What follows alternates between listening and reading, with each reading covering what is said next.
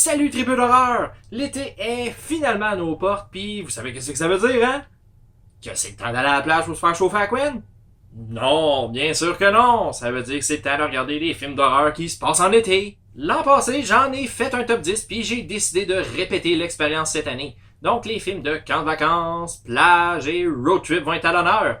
Il va aussi y avoir un peu de tout pour tous les goûts, mais évidemment, ça va être surtout du mien, hein? Puis comme l'an passé, je me suis aussi limité à un film par franchise pour faire en sorte que ma liste soit plus variée. Donc, sans plus tarder, voici mon deuxième top 10 des films à regarder en été. En 10e place, Piranha DD, aussi appelé Piranha 3DD de John Gulager, le gars derrière la trilogie Feast. Un an après la tragédie de Lake Victoria qui a coûté la vie à plus d'une centaine de personnes, les piranhas préhistoriques sont de retour et cette fois ils s'attaquent à un parc aquatique.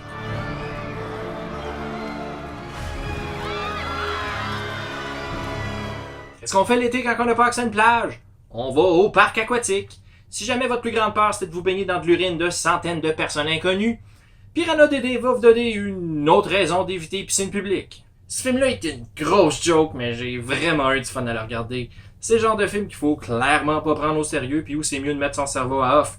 C'est stupide, puis le film le sait.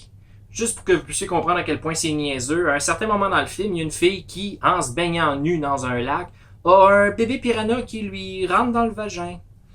Un peu plus tard dans le film, elle fait l'amour et le gars se fait mordre le pénis par le piranha. Josh cut off his penis because something came out of my vagina. Magique. Même s'il est pas aussi bon que Piranha 3D pis que le CGI suce, il y a quand même quelques kills qui valent la peine.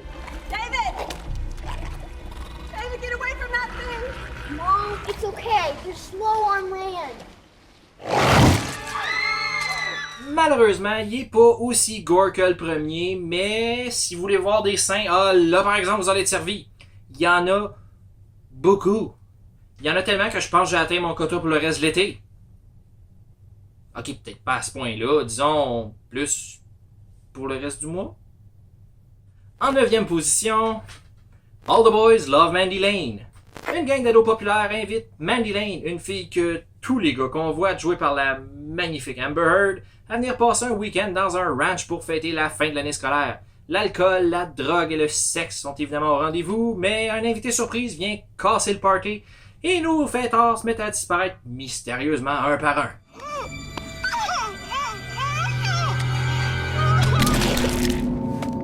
Ce film-là me rappelle des souvenirs de jeunesse, plus précisément mon après-balle. À quelques exceptions près, là. Il n'y a pas eu de mort, à ce que je sache, il n'y a pas eu de sexe ni de drogue. Puis ça se passait pas sur un ranch, ça se passait chez nous, mais j'ai été entouré de mes amis puis l'alcool coulait à flot. Ça me transporte à une époque où j'étais encore jeune et innocent, et où j'attendais la fin des classes pour pouvoir passer l'été à faire les 400 quick me chum. Ah, nostalgie.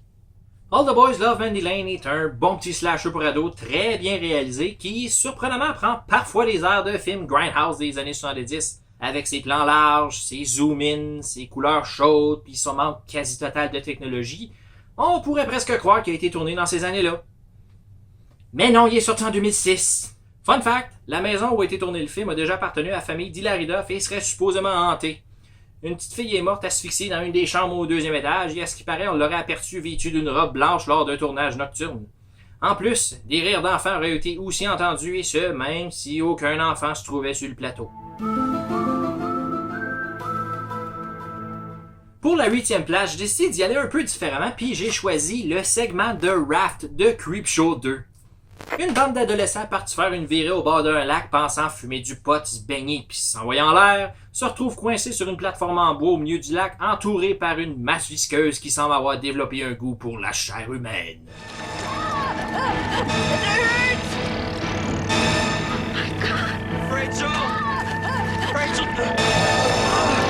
Creepshow 2 est définitivement moins bon que le premier, mais son highlight à mon humble avis, c'est ce segment-là. L'idée est simple, mais efficace, puis les effets spéciaux ont très bien vieilli. C'est un peu comme The Blob, mais en pleine nature. Puis en plus, c'est pas bien long, donc ça se regarde bien avant une bonne baignade. En 7e place, The Funhouse. Deux jeunes couples en double date d'une fête foraine décident de passer la nuit dans une des principales attractions, le Funhouse. Mais lorsqu'ils sont témoins d'un meurtre brutal, ils se retrouvent soudainement en danger, poursuivis par un homme difforme portant un masque de Frankenstein. Pour moi, l'été n'est pas juste synonyme de chalet, de plage puis de road trip. C'est aussi le temps de l'année où il y a des festivals en plein air, puis bien souvent, dans ces festivals-là, il y a des manèges. Alors quoi de mieux qu'un slasher qui se passe d'une maison hantée? The Funhouse est un film réalisé par nul autre que Tobe Hooper. Ben oui, entre Texas Chainsaw Massacre pis Poltergeist, il nous a pas juste offert Salem's Lot pis Eaten Alive. Non, en 1981, il a réalisé ce petit film qui mérite définitivement votre attention. C'est peut-être pas le plus gore des slashers, mais avec ses settings de fight foraine, c'est un des plus le fun. Who will dare to face the challenge of the Funhouse? Who is brave enough? How about you, sir? Numéro 6. Shark Night, aussi appelé Shark Night 3D. Sarah et ses amis s'en vont passer une fin de semaine dans une villa au bord d'un lac dans le golfe de la Louisiane, mais leur fun est de courte durée puis leur week-end se transforme vite en cauchemar alors qu'ils sont la cible d'attaques de requins. Parce qu'évidemment, un top 10 de films à regarder en été serait pas complet sans un film de requin. J'ai passé vraiment proche de mettre The Shallows, mais j'ai plutôt décidé d'y aller avec Shark Night parce que, selon moi, c'est un film qui a été injustement critiqué négativement et qui mérite vraiment d'être plus connu. Avec ce que j'avais entendu à son propos, je m'attendais à ce que ce soit de la grosse marde. Puis, il faut que je l'avoue, j'ai failli l'ajouter à la liste des films pour le Crap of the Crap. Mais un soir que je savais pas quoi regarder, j'ai pigé au hasard puis je suis tombé sur Shark Night. Et sérieusement, le film m'a pris par surprise. J'ai vraiment enjoyé mon visionnement. Un des gros points positifs pour moi, c'est qu'il n'y a pas juste une sorte de requin, il y en a plusieurs. Il y a un requin tigre, un grand requin blanc, un requin bulldog, puis même un requin marteau. Oui, je l'avoue, la raison pourquoi il y a des requins en Louisiane est stupide, mais si vous réussissez à passer par-dessus toutes les incongruités du scénario, c'est un film qui est super bien rythmé où on n'a pas le temps de s'ennuyer. Même si les kills sont pas très gore et souvent off-screen.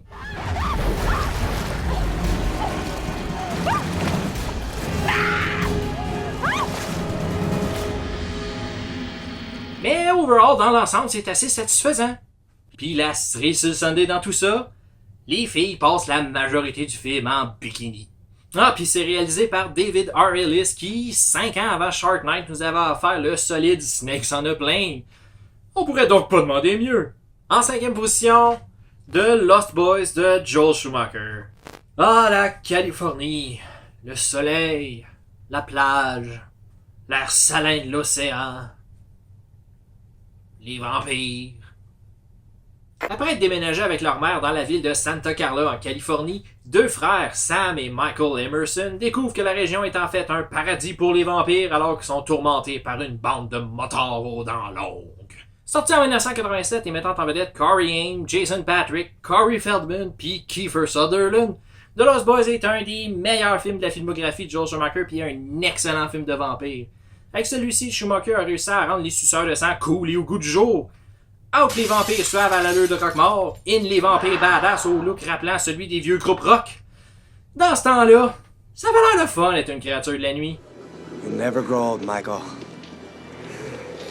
And you'll never die. But you must feed. Fun fact, 5 ans après The Lost Boys, Donald Sutherland, le père de Kiefer, a lui aussi joué dans un film de vampires. Il a joué le personnage de Merrick dans Buffy the Vampire Slayer. Pour la 4e place, j'ai choisi un autre film de Monsieur Tobe Hooper, The Texas Chainsaw Massacre.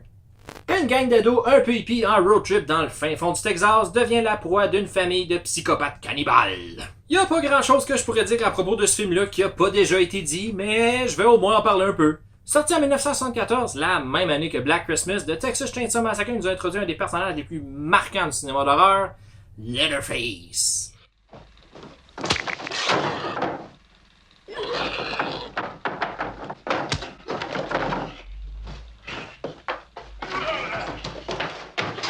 Armé d'une scie à chaîne et portant un masque fait de peau humaine, encore aujourd'hui, il continue de terroriser les cinéphiles à la recherche de sensations fortes.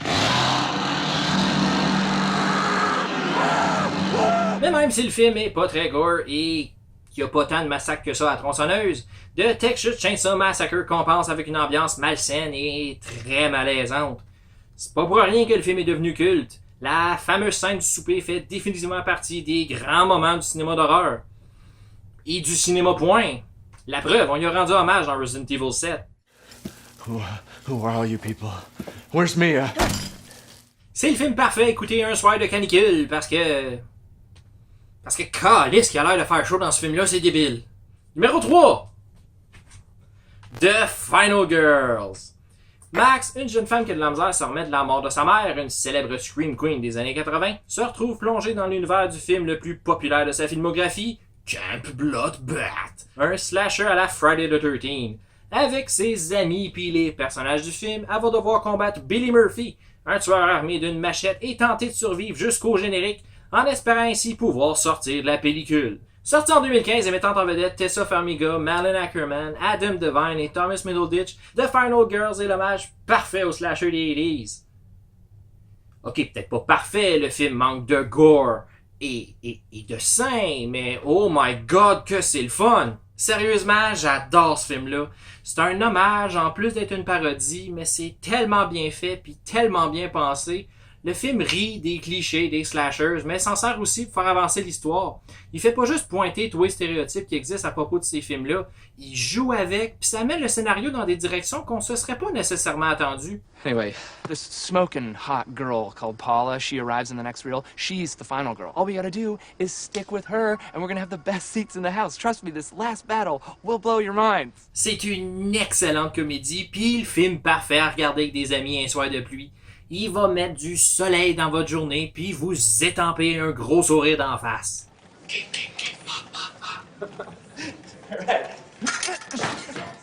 Non, puis j'ai-tu dit que j'adorais ce film-là? En deuxième position, un autre film de camp de vacances, Sleepaway Camp 2 Unhappy Campers de Michael A. Simpson.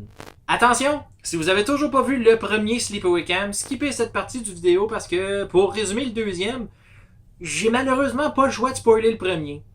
J'aimais mieux vous avertir. Depuis l'incident au camp Arawak, Angela Baker a atteint le statut de légende et son massacre est devenu une histoire que les campeurs aiment se raconter autour du feu une fois la nuit tombée. Mais Angela est bien plus que ça. Après des années de thérapie puis un changement de sexe, elle s'est trouvé un travail dans le dernier endroit où elle devrait travailler, un camp de vacances. Elle a une approche un peu démodée quant à la façon dont le camp devrait être géré, puis elle a sa façon à elle de s'assurer que ceux qui respectent pas ses règles ne reviennent pas l'été d'après.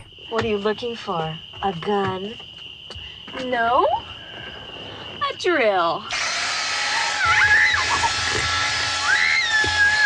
Totalement différent dans son approche, Sleepaway Camp 2 fait pas dans subtilité. Contrairement au premier où le mystère planait quant à l'identité du tueur, la suite elle nous fait comprendre assez vite que c'est Angela et qu'elle a changé.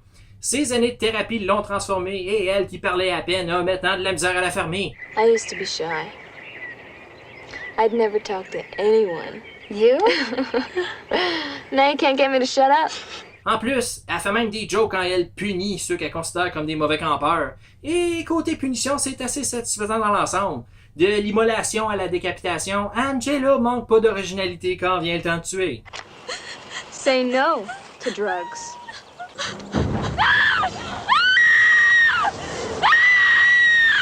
Et finalement, en première place, Friday the 13th, The Final Chapter. Je l'ai juste mentionné dans mon top 10 l'an passé, mais cette année, j'ai décidé de l'inclure parce que... J'ai-tu vraiment besoin d'une raison? Non, mais plus sérieusement, c'est parce que c'est mon Friday the 13th préféré, puis j'avais envie d'en parler. Après avoir été mortellement blessé puis transporté à la morgue, Jason Voorhees se réveille subitement et se lance à nouveau dans une tuerie alors qu'il rentre chez lui au camp Crystal Lake.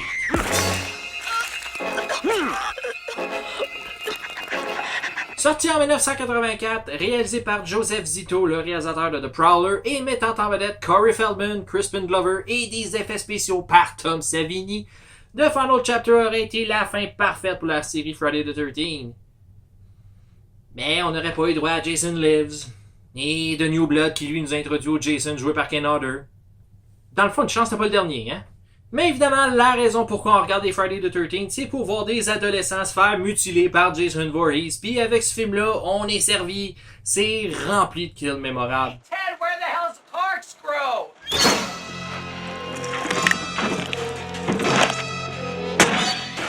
Ce que j'aime avec celui-là, c'est que même les personnages sont attachants. Oui, c'est sûr, on a hâte de les voir mourir, mais en attendant leur moment fatidique, ils réussissent à être assez divertissants. Je pense notamment à la danse weird de Jimmy, personnage joué par Crispin Glover. Ce bout-là fait clairement partie des highlights de la série. Et techniquement, même si le film porte le nom Friday the 13th, selon la timeline, l'action se déroule lundi le 16, mardi le 17 et mercredi le 18. Mais, détail. Et c'est ce qui conclut mon deuxième top 10 des films à regarder en été. Si jamais vous avez des films à me suggérer ou si selon vous j'en ai oublié, ce qui est très possible, commencez par regarder mon premier top 10 et si jamais vos suggestions sont vraiment pas là, n'hésitez surtout pas à me les écrire en commentaire, ça va me faire un plaisir de les lire et on sait jamais, peut-être qu'elles vont se retrouver dans un prochain top 10. Sur ce, bon été! En terminant, n'oubliez pas d'aller faire un tour sur Horreur Québec pour toutes vos nouvelles concernant le merveilleux monde de l'horreur. Et comme d'habitude, si vous avez aimé mon vidéo, laissez-y un petit thumbs up. Puis si vous aimez ce que je fais, vous voulez en voir plus, abonnez-vous à ma chaîne.